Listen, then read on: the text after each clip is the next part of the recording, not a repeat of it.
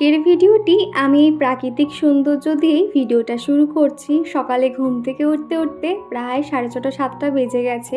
এতদিন প্রায় অভ্যেস হয়ে গেছিল 9টা থেকে 10টার মধ্যে ঘুম থেকে ওঠা। তবে এখন নিজের সংসারে চলে এসেছি, এখন তো আর দেরি করলে হবে না। একটা টেনশান তো মাথার উপরে থাকে। যখন থেকে এ বাড়িতে ঢুকলাম তখন থেকে আমার মাথায় হাজার একটা টেনশান। বিশ্বাস করো, মায়ের কাছে যখন ছিলাম না, এত চিন্তা ভাবনা কিছুই ছিল না। তো ঘুম থেকে উঠেই কিন্তু চেনা ঘর চেনা বিছানাটাকে খুব মিস করছিলাম। চোখটা খুলতে একটু মনটা খারাপ হয়ে গেছিল। তারপরে ভাবলাম যে না, তাড়াতাড়ি উঠতে হবে, চিকুর পাপার টিফিন বানানো আছে, সেই আগেই রুটিনে ফিরতে হবে। তবে শরীরটা ভীষণ দুর্বল লাগছিল, আগের দিন এত পরিমাণে জার্নি হয়েছে আর গা হাত পা প্রচুর ব্যথা। কি হয়েছে একটু পরে ডিটেলসে বলছি। তার আগে উঠে এখনই ব্রাশ করে নিয়েছি, নিয়ে বেসিন থেকে মুখটা ধুয়ে এসেছি। আর এখন এই যে মুখটা একটু ফেস ওয়াশ করে নিচ্ছি। কালকে রাতে আর কিচ্ছু নাইট ক্রিম মাখা শক্তি ছিল না। রাতে ফিরতে ফিরতে ওই 7:30 8টা মতন বেজে গেছিল। মর্নিং, কেমন আছো তোমরা সবাই? আশা করছি সবাই খুব ভালো আছো, আমরাও বেশ ভালো আছি। তো ঘুম থেকে উঠতে উঠতে তো ওই 6:30 7টার মতন বেজে গেছে। আসলে কি হয়, ঘুম থেকে একদম উঠতে ইচ্ছা হচ্ছিল না। ট্রেন জার্নি করে এসছে আর এক ব্যাগ ভর্তি, লাগেজটা পুরো ভরে গেছে আর এত পরিমাণে ভারী হয়েছে না। ওই ব্যাগ টানতে টানতে আমারও যেরকম বেশিরভাগ তো চিকুর পাপা নিয়ে এসছে, কিন্তু বাইকে যখন এসছি আমার থাইয়ের উপরে বাইক ওই যে ব্যাগটা, যে ট্রলি ব্যাগটা নিয়ে গেছিলাম, ওই ট্রলি ব্যাগটা নিয়ে এসেছি। আমার পা ফা পুরো ব্যথা হয়ে গেছে। আরও তো আমাদের বাড়িতে আসতে গেলে ব্রিজ ক্রস করতে হয়। ওই আমার চিকুর পাপা আর কি একটা নিয়ে আসতে আসতে এত হাঁপিয়ে গেছে, সত্যি কথা ভীষণ কষ্ট হচ্ছে সব মিলিয়ে। তো সকালে তো উঠতে ইচ্ছা হচ্ছিল না, সবার জন্য মনটা খারাপ লাগছিল, কিন্তু কি আর করা যাবে। আবার নিজের সংসারে ফিরলাম, আবার সমস্ত কাজকর্মগুলো করতে হবে। আর তোমাদের সঙ্গে যেরকম ডেইলি ভিডিও শেয়ার করতাম, তোমরা অনেকেই জিজ্ঞাসা করছিলে যে আমি এখানে ফিরবো কবে। তোমাদেরকে জানিয়েছিলাম যে আমি রবিবার দিন চলে আসবো। তো আজকে তো সোমবার। তো চলো এখন একটু চা বানাবো। তো এখন সবাই ঘুমোচ্ছে বলবো না, মোটামুটি চিকু ঘুমোচ্ছে, চিকুর পাপা উঠে পড়েছে। তো এবার চাটা করবো, বাসি কাজকর্ম রয়েছে। তো চলো তোমরা ভিডিওটা দেখতে থাকো। আমি বাপের বাড়িতে যাওয়ার আগে কিন্তু আমার ঘর বাড়ির প্রত্যেকটা জায়গা টিপটপভাবে পরিষ্কার করে গেছি। আর এসে যা অবস্থা দেখছি, সত্যি আমার তো রাগও ধরছিল, আবার এবার কান্নাও পাচ্ছিল যে আমি এতগুলো কাজ কখন কি করব। আর হাতে গোনা 6-7টা দিন বাদেই যেহেতু দুর্গাপুজো, তার মধ্যে একটা অন্য জায়গায় ঘর শিফটিংয়ের ব্যাপার রয়েছে, বা নিজের যত্ন করব নাকি ঘরের কাজকর্ম করব, সব মিলিয়ে একটা তাড়াহুড়োর ব্যাপার রয়েছে। তবে ভাবলাম যে না, এত তাড়াহুড়ো করলে হবে না, ঠান্ডা মাথায় একটা একটা করে ঘরের কাজ সারবো। তবে আজকে আর একটু এনার্জি পাচ্ছি না। চিকুর পাপা তো বারবার করে আমাকে বলছে আজকে কিছু হাত দিও না। চারিদিকে জামা কাপড় তো ভর্তি হয়ে রয়েছে, তবে চিকুর পাপা কিন্তু সেগুলো ভাঁজ করে চেয়ার ভর্তি করে রেখেছে। তাও কিন্তু প্রত্যেক দিন চিকুর পাপা ঘর মুছেছিল, ঠাকুর পুজো করেছে। তবে বিশ্বাস করবে না, ঠাকুর পুজো করেছে ঠিক কথা, কিন্তু প্লেটে ওই এক সপ্তাহ ঠাকুরের ধূপের যে ছাইগুলো ওইভাবেই রেখেছে, প্লেটটাকে আর পরিষ্কার করেনি। তো এইরকমভাবে রেখেছিল আর কি। ছেলেরা তো মেয়েদের মতন কি অত সুন্দর ঘর বাড়ি টিপটপ করে রাখতে পারে? তো যতটুকু করেছে এই যথেষ্ট।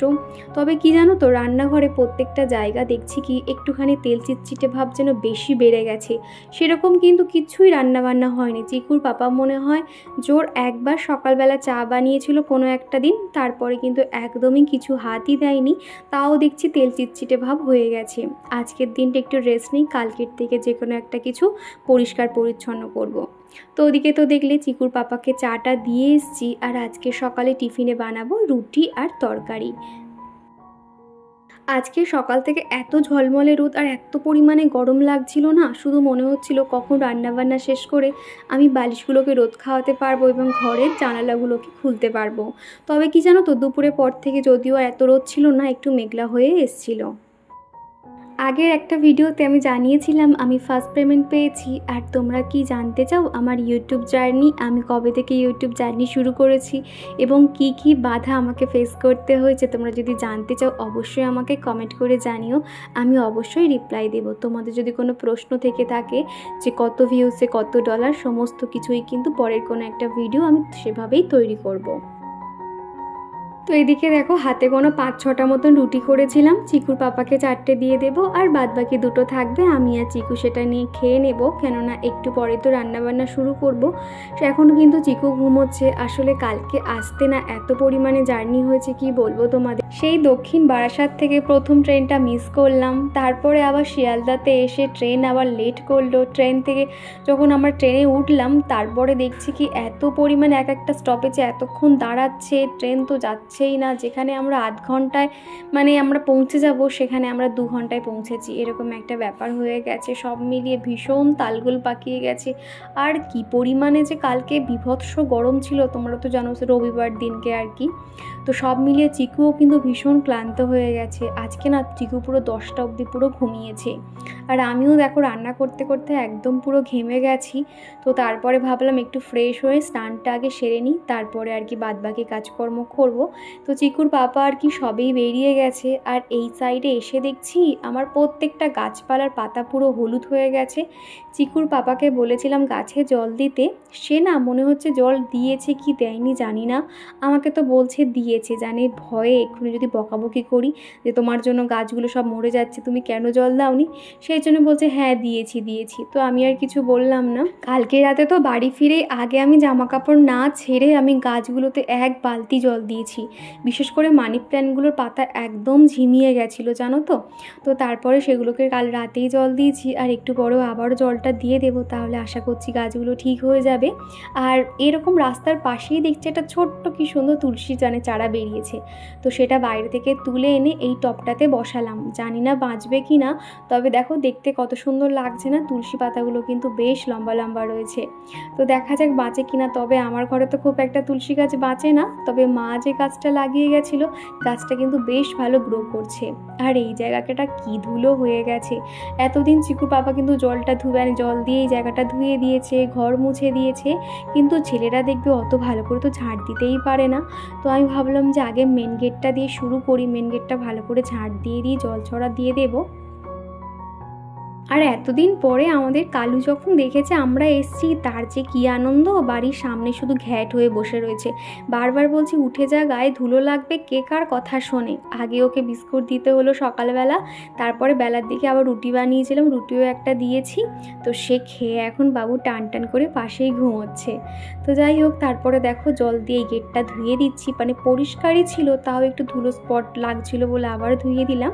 আর এই যে কালো স্পটগুলো দেখতে পাচ্ছ, এই মেঝেটা না একদম সমান নয় গো, এক একটা জায়গায় একটু ঢালু বলে সেখানে একটু জলগুলো জমতে থাকে, আর এরকম একটা কালো স্পট হয়ে গেছে। তো যাই হোক, এখন এগুলো আমি পরিষ্কার করে নেব। চিকুকেও ঘুম থেকে তুলতে হবে, বেচারা সেও কিন্তু ভালোই ঘুমোচ্ছে। আসলে ও তো এত জার্নি সহ্য করতে পারে না, অভ্যেসও নেই। আমি যখন বাপের বাড়িতে ছিলাম তোমরা তো দেখেছো আমি কি পরিমাণে শপিং করেছি। সাজগোজ থেকে শুরু করে জামা কাপড়, 1 পিস থেকে শুরু করে শাড়ি, জুতো, মেকআপ প্রোডাক্ট সমস্ত কিছুই কিন্তু কিনেছি। আর আজকে খবরে শুনছি কি না দুর্গাপুজোর সময় প্রবল ঝড় বৃষ্টির আশঙ্কা। ভাবো তো এটা শুনে কেমন লাগে, আমার তো ভীষণ মন খারাপ লাগছে। মনে হচ্ছে জামা কাপড়গুলো গুছিয়ে আলমারিতে তুলে রেখে দিই, আর ইচ্ছে হচ্ছে না ওই বৃষ্টির সময় সাজগোজ করে ভিজে ভিজে বাড়ি ফিরবো, সত্যি ভাবলেই খারাপ লাগে।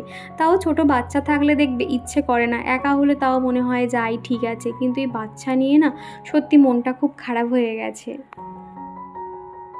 তো বাইরের কাজ মোটামুটি কমপ্লিট। আর এখন এই যে বাসি একটা নাইটি ছিল আর চিকুর পাপার একটা শার্ট ছিল, সেটাই এখন মেলে দিচ্ছি। কালকে রাতে বাড়ি ফিরে না ওই চিকুর পাপার কয়েকটা শার্ট আর আমার একটা লেগিংস ভিজিয়েছিলাম। লেগিংসটার কালার ছিল ব্লু কালার, আর সেই মানে রঙটা উঠে প্রত্যেকটা জামায় এমন বাজভাবে দাগ লেগেছে না, চিকুর পাপার এই শার্টটা পুরো বেকার হয়ে গেছে। আমাকে তো একটু বকাবকি করছে যে তুমি লেগিংসটা কেন এর মধ্যে দিয়েছো। আসলে না আমি বুঝতে পারিনি ওই নীল কালারের কালারটা মানে উঠতে পারে আর কি লেগিংস থেকে। তো দাগটা এমনভাবে মানে লেগে গেছে, ওই জামাটা আর ইউজ করা যাবে না। তো যাই হোক, তারপরেই দেখলাম চিকু নিজে থেকেই ঘুম থেকে উঠে পড়েছে, আর ওর জন্য ভাবলাম ওর একটু ফেভারিট খাবার একটু ম্যাগি বানিয়ে দিই, ম্যাগিটা খেতে বেশ পছন্দ করে। তো তার আগে ওকে একটু মুখটুকগুলো ধোয়াবো, আর এদিকে ম্যাগিটা ঠান্ডা হোক। আর সকালে এখন আমার খাবারটা নিয়ে বসেছি, 2টো রুটি, চা, আর ওদিকে রয়েছে গজা। তো সকালের টিফিনটা শেষ করে এখন চলে এসেছি রান্নাঘরে। দেখতেই পাচ্ছ রান্নাঘর রান্নাঘরের কি অবস্থা হয়ে রয়েছে। আসলে চারিদিক এত জামা কাপড় এত অগোছালো হয়ে রয়েছে, কোথা দিয়ে কাজ শুরু করব বুঝতে পারছি না। সকালে তো গেল একচোট টিফিন খাওয়া দাওয়া, এরপরে আবার দুপুরে রান্নাবান্না রয়েছে। সত্যি কথা বলতে এগুলো ভাবলেই না ভাবি যে মায়ের ওখানে ছিলাম ভালো ছিলাম, কিচ্ছু রান্নাবান্না করতে হতো না। প্রায় 10-15 দিন তো ওখানে ছিলাম, রান্নার ধারে পাড়ে যায়নি।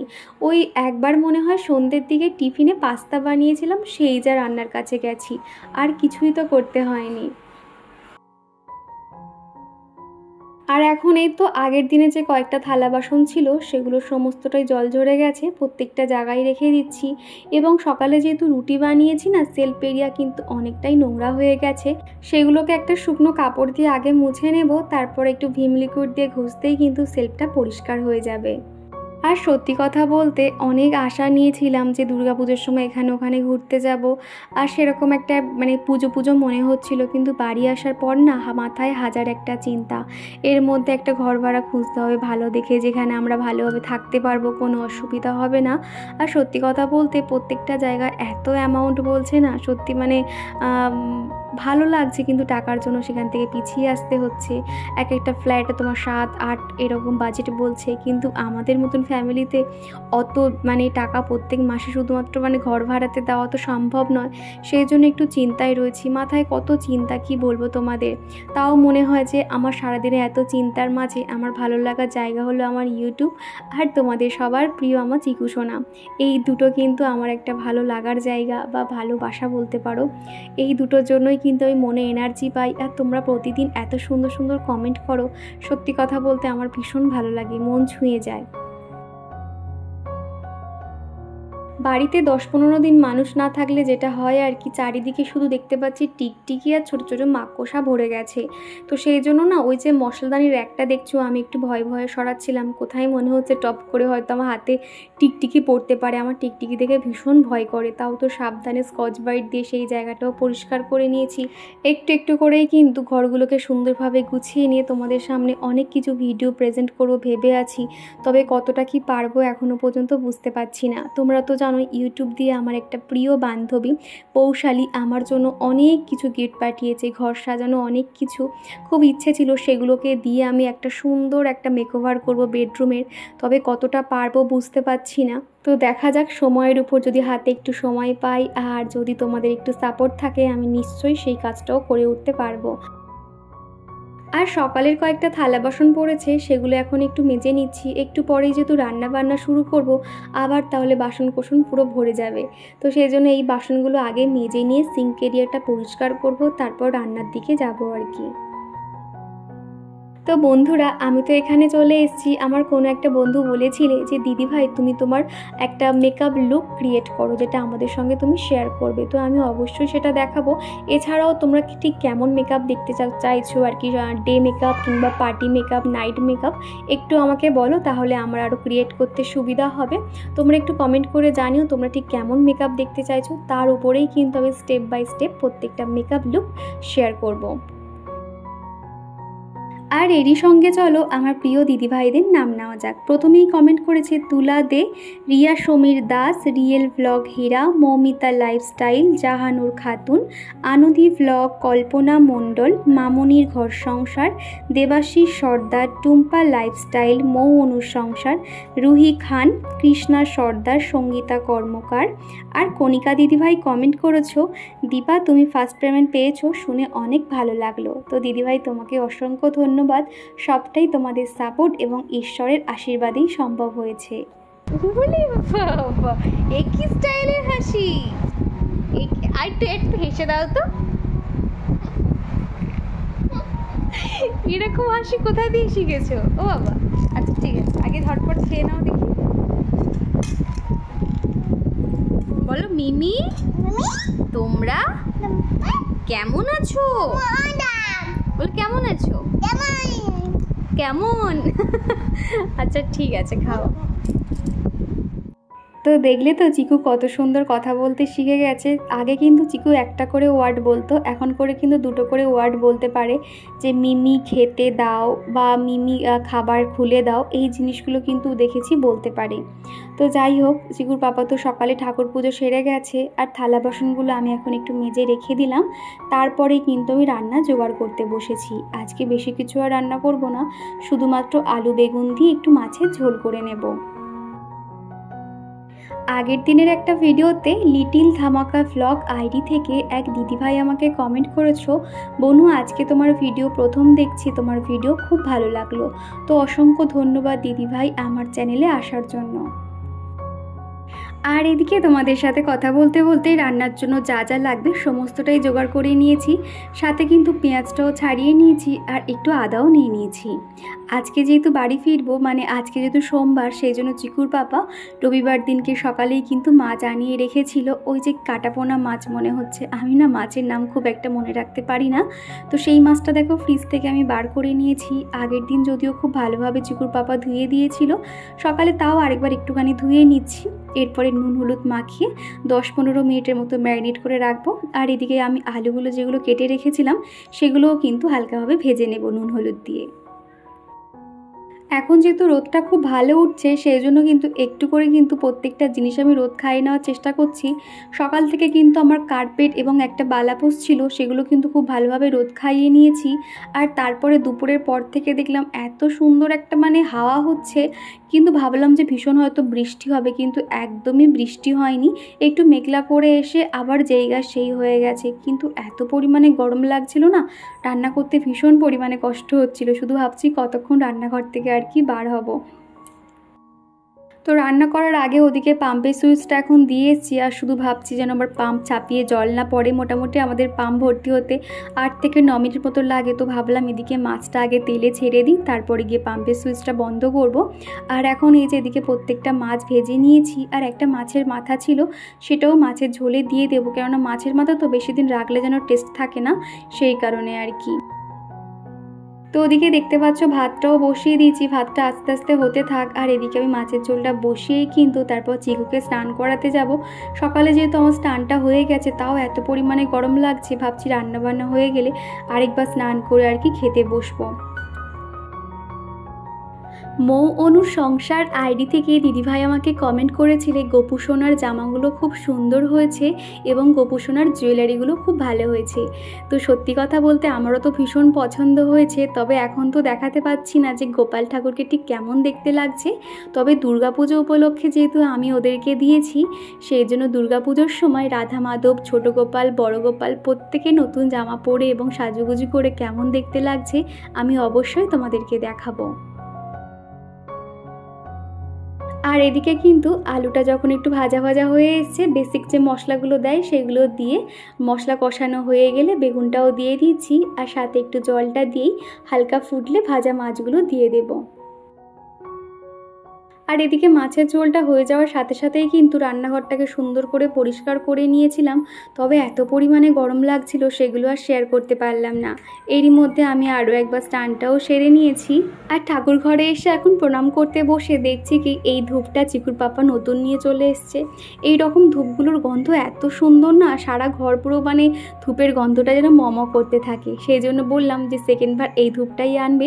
এরকম আরেকটা কিন্তু কন্টেনার পুরো ফাঁকা হয়ে গেছে, সেকেন্ড এটা এনেছে। এই ধূপগুলো তোমরা একবার ব্যবহার করে দেখবে, দারুণ কিন্তু।